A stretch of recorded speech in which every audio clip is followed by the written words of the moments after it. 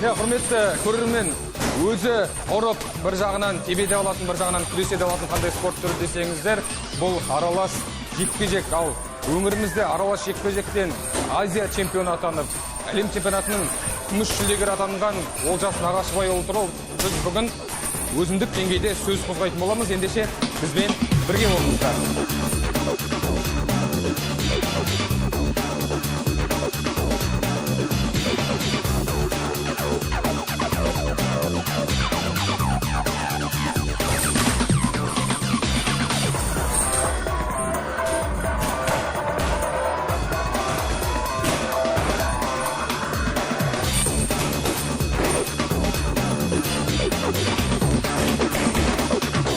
Олжас, аралас ережесіз жекпе-жектен ең бастысы неге мән беру керек? Сол бір жағынан күреседе аласың, бір жағынан төбелеседе аласың, бір жағынан ұрада аласың түрі бар, Ал ең басы бастаған кезде қарсыласыңды ұту үшін ең басы неден бастаған дұрыс па? Осы спорт аты айтып тұрғанса аралас жекпе-жек. Аралас мұнда нақты не жоқ. Либо стойкада, либо партерде, мұнда стойкада, партерде бәрі болады. Осы спортта болевойда, добивание барлығы бар. Спортшылардың барлығы стойкада да, партерде де жұмыс жасайды. Соны сізге көрсетіп жіберейін. Мысалы, бой бастағанда әрқашан стойкадан басталады.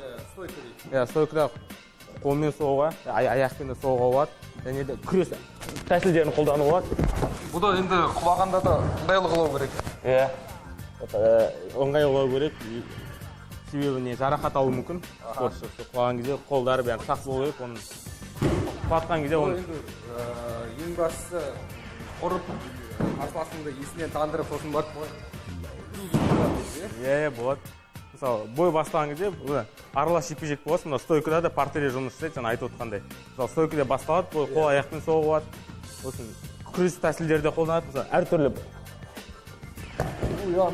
бросоктар және позиция алып добиваниялар жасайды. Сосын болевой жасау болады. Енді ұтылған басты белгісі жер соғу. Жер соғу. Атап өтетін. Ең болмаса, осы төрешілер бойы тоқтатады. Мысалы, добивание болған кезде, нокаут болған кезде. Или спортшының өзінің несі қол соғуы. Спортшының немесе өзінің қол соғу, ең біз төрешілерге де байланысты бар. Негізінде көбіне осы бокс спортын бокс түрімен айналысқандар жеңіп жата ма, әлде күрес түрімен айналысқандар жеңіп жата ма? Қай жағынан, қай спорт түрімен айналысқандар көбіне алда басын? Алда басын енді бокстан келген балалар айтады, бокс спорты жақсы деп. Күрестен келген балалар айтады, күрес спортынан келген балалар осы аралас жекпе-жекте жақсы результат көрсетеді. Бұл әртүрлі енді. Ол спортшының өзіне байланысты. Мысалы, боксшы жақсы тегіссе, ол нокаут қалуы мүмкін. Мысалы, күрестен келген бала, ол бросок жасаса, добивание жасаса, ұтуға несі көп та, шанс көп болады. Ол бәрі бойға байланысты болып келеді. Сенің көрсеткен әдіс тәсілдерінде мен өзіңе қайталап көрейін, Бірінші, стойкада тұрған кезде ұрып, немесе теуіп кірген дұрыс болады, бұндай кезде. Дұрыс жасадың ба? Дұрыс. Енді өзің бағана әлем чемпионатында күміс жүлдегері атанып қалдың. Онда сенің жіберген қателік неде болды? Финалда осы жеңілдім. Финалда осы Бахрейн атынан шығатын Гамзат Магомедов деген спортшыға жеңілдім. Онда мен ол күресі жақсы болды да, күреспен ұтып кетті мен. Оның күресі мықты. Мене қарағанда. Әуелден бастап айналысқан спорт түрің? Мен де күреспен айналдым, бірақ оның күресі жақсы болды сол кезде. Ол спортшы ретінде сол кезде мықты болды мене қарағанда. Спорт түрінде партерде ол сенен мықтырақ болды, Одан кейін жарыстарда кездескен жоқсың ба? Жоқ, одан кейін кездескен жоқ. Енді сенің басымдылығың көбіне қай жағынан, сен қай тұстан келіп, қарсыласыңның қай тұсынан келіп ұрғанын немесе өзің қайсы бағана күрес түрінен әлде стойкаға да мықты ма едің? Өзім күрестен келдім өзім. Соны себепте маған күрескен жақсы, бірақ стойкада жұмыс істеуге тырысып жүрмін соңғы уақытта. Тартып, немесе құлатып, сондай жағынан ұтып шығасың, қарсыласыңда? Енді аралас ережесіз жекпе-жектің ерекшеліктеріне тоқталып өтейік. Оған сіздің қазір бірге спортшы балаларымызбен бірге жақсы болсайық. Осы аралас жекпе-жек болғасын, ең басымен стойкадан басталады. содан кейін оны партерге апарамыз. Соған сізге өшек партерге. Сол партерге апару үшін ең басты оны қолын көтеріп алу керек. Ол үшін соққыдан бастаймыз қолмен. Раз, два, например. Ол қолын көтереді, сол кезде ашылады. Өзі партерге апарамыз. Онда позиция аламыз. Сояқтан добивание жасаймыз.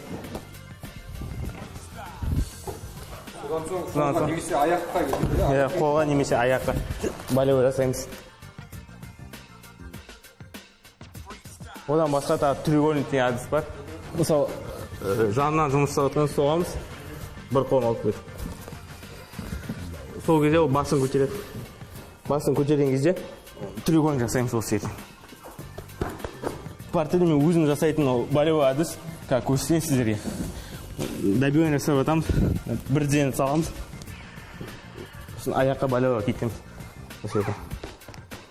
Партер жұмыс жасаған кезде в основном гардта емес, себебі болевой жасау мүмкін осы жерде. Өзіңе бір жағынан сақ болуың керек. Иә, сақ болу керек. Немесе осы аяқтарын жанына шығып жұмыс жасау керек, жанына. Екі аяқтың ортасына түспеу керек. Немесе үстіне жұмыс жасау керек. Осы партерде жұмыс жасаған кезде әртүрлі жағдайларға байланысты жұмыс жасаймыз. Позиция алып, добивание жасап, немесе болевой, удушающий әдістерін жасап, сол баспен ойланып жасау керек, ең бастысы асықпай, күшті үнемді пайдаланып.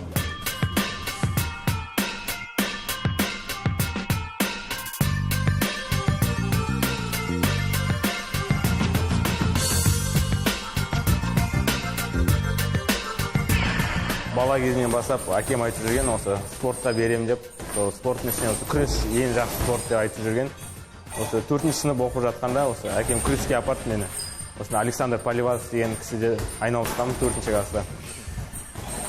Содан кейін осы университетке түсіп, университет кезінен бастап осы ММА-ге ауыстым. Өзіме ұнап жүрді, телевизорден көріп, мұнан көріп. Ол не да? Осы ММА әлемде ең тез дамып жатқан спорт болғанымен мені қатты қызықтырды. Содан бағым сынағым келді осы спортта. Басты мақсатың, ұстанымың қандай? Әлемдік жарыстарда қазақтың кубогын жеп етіп, әнұранды орындату. Чемпион болу үшін ең басты не керек деп ойлайсың? Ең басты тәртіп керек, содан кейін мінез керек. Екеуі болса осы. Қалғанның бәрі болады.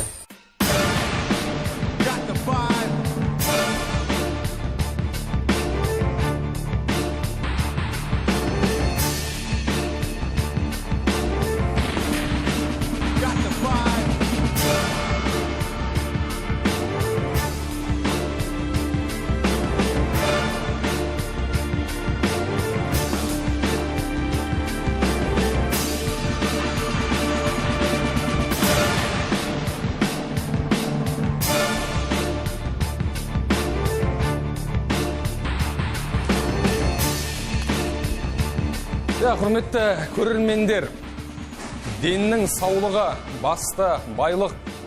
Бұл чемпион болам деген адамға бәрі де өз қолынан келеді. Ең бастысы ерінбеңіздер, спортқа деген махаббаттарыңыз берік болсын. Біз бүгінгі шығарылымызды аяқтаймыз. Келесі жүздескенше аман сау болыңыздар. Біздің спортпен бірге болыңыздар.